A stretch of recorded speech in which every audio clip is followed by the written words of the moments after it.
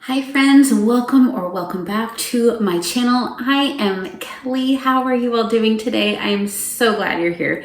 Today I'm going to be telling you about what I plan to read for Epistolary January.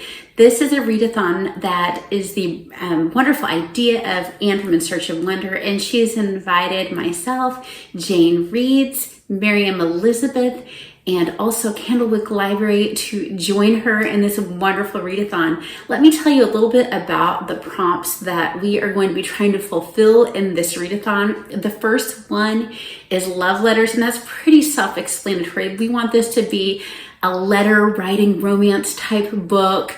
Another prompt would be lost mail, and that's when you have lost the author, they've passed away. Any book by an author that has passed away.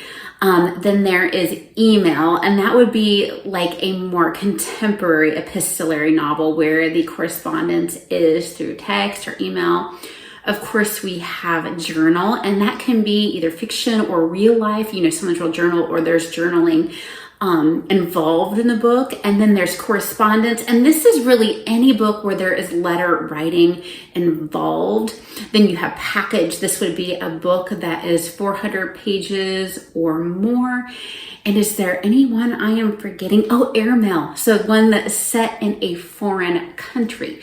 So I will tell you what I'm reading and what prompts that I'm reading them for. Of course, you can double, triple, quadruple up on prompts. Read what you want, do what you want. We just would love to have you participate and be with us in this readathon.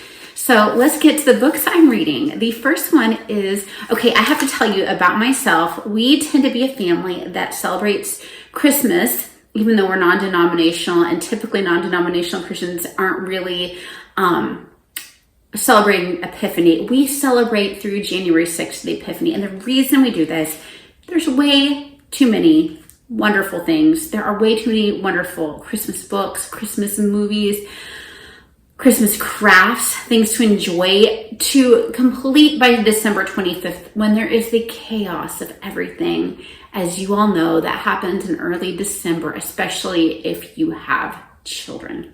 So, or if you are someone who works in performing arts or teaches in the performing arts, etc., etc., etc. So that's one reason why we have chosen to do this, and so that we can kind of glory a little bit more into the wonder of Christ's birth and not so much on the hustle and bustle anymore. So that is why I have a couple of Christmas books on the agenda. The first one is The Last Christmas in Paris. Now this is going to be by Hazel, Gaynor, and Heather Webb. We are fulfilling love letters here. We are fulfilling airmail, because this is a historical fiction taking place during World War II, writing back and forth between Paris and England.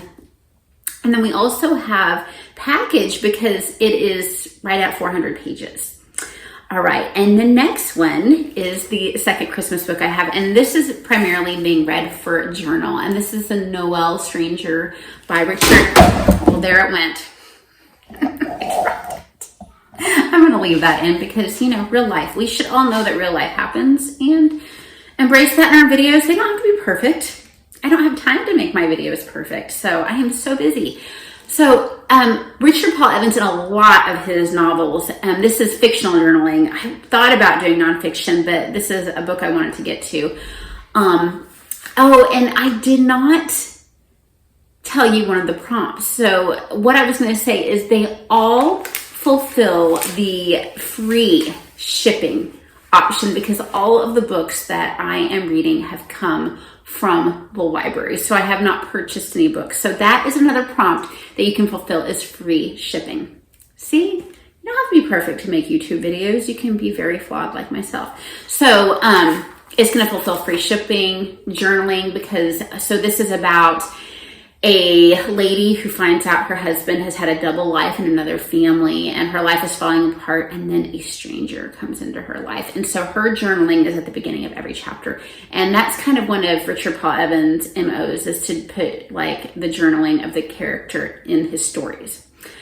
All right, now Authentically Izzy by Basham. This is fulfilling the email prompt. So this is a contemporary romance. This is a clean Christian contemporary author. And I don't know a whole lot about it, except I know that the characters have met on an online dating site. And so they're primarily talking back and forth between text, email, probably messaging on this online dating site. I'm hoping it's going to be fun. It's not a genre that I read a whole lot of, to be honest with you. All right, and then the next, and the one I'm really so excited about, because this has been on my TBR forever, and that is The Woman in White by Wilkie Collins. And I am a newbie to Wilkie Collins, and so many of his books have been on my list. So this is like the quintessential mystery classic that kind of really helped the mystery genre get off. And of course, there is a woman in white involved. So much letter writing. So this is definitely lost mail.